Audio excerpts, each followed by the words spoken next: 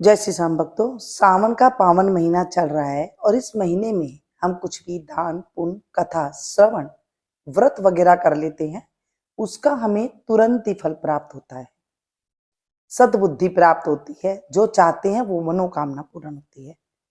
तो इस सावन के महीने में कोई कहता है शहद चढ़ाइए, कोई कहता है चावल चढ़ाइए, आग धतूरा चढ़ाइए, फूल फल चढ़ाइए। अगर आपके पास कुछ भी नहीं है तो जो हमारे बड़े बुजुर्ग किया करते थे, आज मैं आपके साथ वही बातें शेयर करने वाली हूँ। अगर आप वो उपाय को कर लेते हैं, आप देखेंगे 1 महीने के अंदर आपकी मनोकामना पूर्ण होगी ही होगी। जैसे पहले बचपन में हमारी दादी किया करती थी कि आप जाओ 1 लोटा जल शंकर के ऊपर चढ़ा करके आओ तो आप पास हो जाओगे। तो हम श्रद्धा के साथ एक जल लोटा चढ़ा करके आते थे।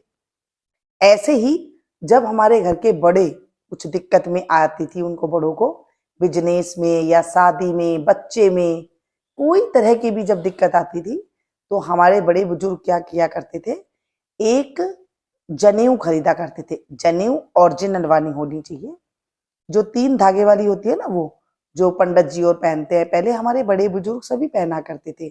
अब फैशन के तौर तरीकों से हमने सबने छोड़ दिया है।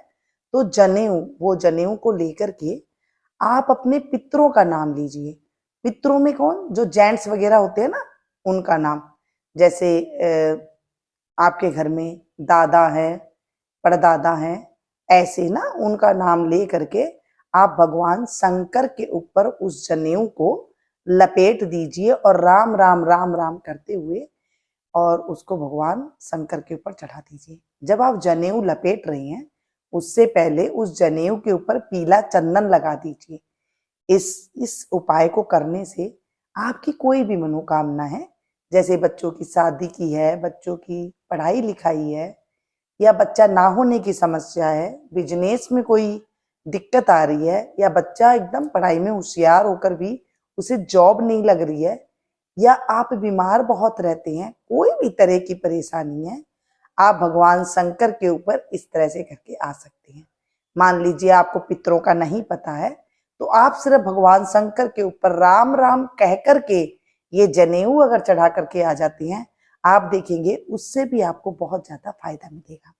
मैं आपके साथ वो बातें शेयर कर रही हूँ जो हमारे घरों में अक्सर हुआ करती थी।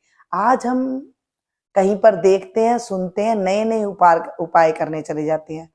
तो कोई शहद चढ़ा रहा है, कोई पंचामृत चढ़ा रहा है, कोई दूध चढ़ा रहा है, बस ऊपर नीचे हम इस तरह से दूध चढ़ाते हैं, सब चीजें चढ़ा के आ जाती हैं।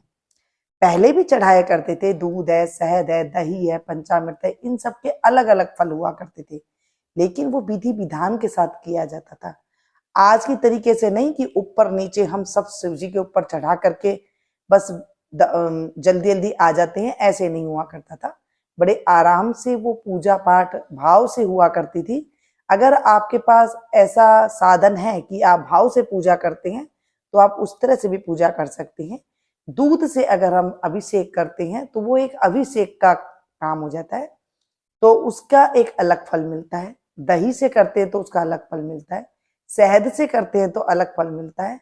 इस तरह चीनी हो गई, घी हो गई, इस तरह से अलग अलग तरीके से उसका फल मिलता है। ऐसे तेल से भी किया जाता है, ऐसे काफी तरीके से वो रुद्राभिषेक किया जाता है।